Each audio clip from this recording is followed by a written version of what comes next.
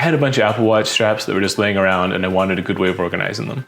One day I was walking through my closet, I saw a bunch of these coat hangers and I was like, I wonder if I can take this but scale it down to Apple Watch size.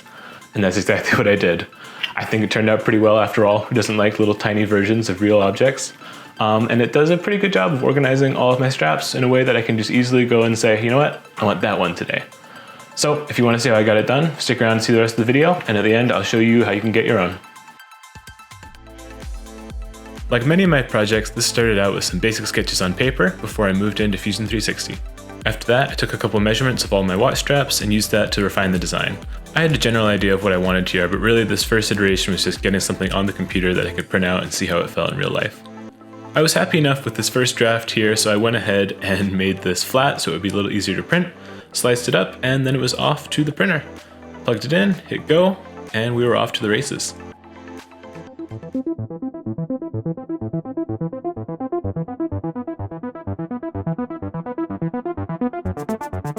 Once that finished up, I went ahead and popped it off the print bed here, took a look at how it worked.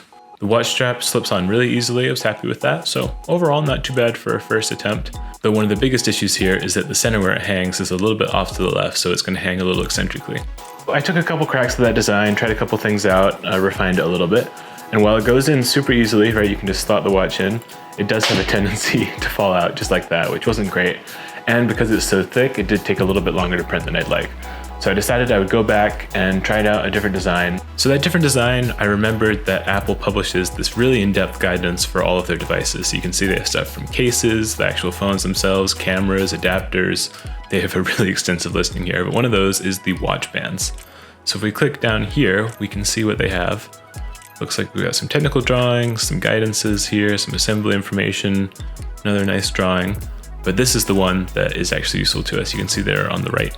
So with that new information, I hopped back into Fusion 360, modeled up a new version here where you have this little slit, and that essentially lets you slide it on just like any Apple Watch band. I got a couple of those printing, and before long, it was time to see how they fit. So we'll go ahead and pull these out. There's a little bit of support material here, so you just have to kind of pop it off, and we'll do that for all of them. Pop, pop, pop. Now here we have about 3 grams of waste material compared to our 36, 37, so not a bad ratio. So at this point, I probably spent a good half hour in the closet deciding where I wanted to put it. Looking a little to the left, to the right, do I want it up, do I want it down? But I think I ended up on a good spot. So with that, I took some measurements of the steel rod here and went again into Fusion 360 to design my mounts.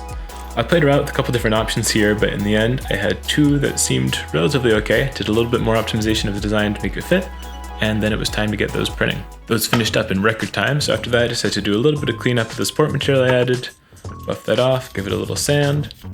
Then I took some command strips, attached those together, and added them to the back so I can actually attach it to the wall. At this point, I'd been playing around with the kind of normal one on the left or a shape optimized one on the right, trying to decide between the two because one has a very unique look, shall we say. But in the end, I decided to go with kind of the more normal, modern, industrial look rather than the more alien of the right side there. So I got those 2 on with our command strips, and we were ready to mount it to the wall. Made one last attempt here of trying to decide where I actually wanted to put this, but with that, I peeled off the command strips, leveled it out, and committed to that spot on the wall. And since I was dropping things left and right, I decided it was time for bed. Now, going to bed turned into a couple months of getting super busy with some other work, but I finally got back to this project well rested and was able to thread on all of my bands here with some nice gray options I think matched the vibe a little better.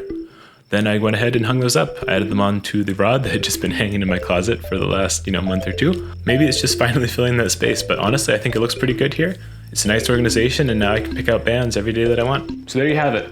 Pretty much exactly what I was going for from my head to the final 3D printed part. I'm pretty happy with it. If you want to get one of these for yourself, you can go to my printables.com page, linked down in the description, to download it, print out for yourself, and build your own collection. If you have enjoyed watching this video, please consider liking and subscribing. It really helps me to grow the channel and be able to make more projects just like this. But with that said, I will catch you guys in the next one.